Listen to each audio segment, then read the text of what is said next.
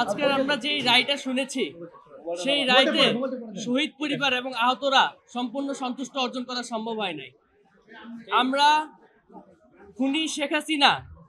এবং সাবেক খুনি স্বরাষ্ট্রমন্ত্রীর যেই রায়টি এসেছে সেটির সাথে আমরা একমত পোষণ করছি, কিন্তু সাবেক আইজিপি চৌধুরী আল মামুন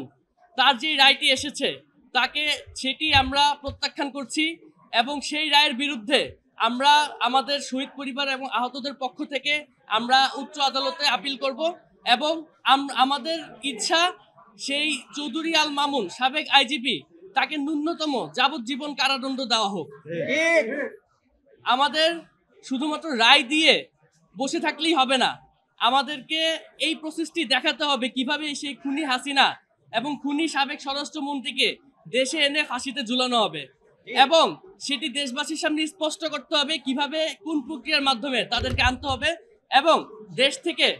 এই কার্যক্রম যত শীঘ্র সম্ভব তত শীঘ্রই শুরু করার জন্য আমাদের শহীদ এবং আহতদের পরিবারদের থেকে এটি দাবি জানানো হচ্ছে। তারই সাথে খুনি হাসিনার আরো যে সকল দোসররা ছিল যারা এখন দেশে আছে বা দেশের বাইরে হোক, সকলকে দেশের মাটিতে এনে যথাযথ বিচার প্রক্রিয়ার মাধ্যমে তাদের শাস্তি কার্যকর করার জন্য শহীদ এবং আহতদের পরিবারদের পক্ষ থেকে দাবি জানানো হচ্ছে এবং সরকারকে এবং এই দেশের সকলকে এ ব্যাপারে যত দ্রুত সম্ভব পদক্ষেপ গ্রহণ করার জন্য দাবি উপস্থাপন করা হচ্ছে।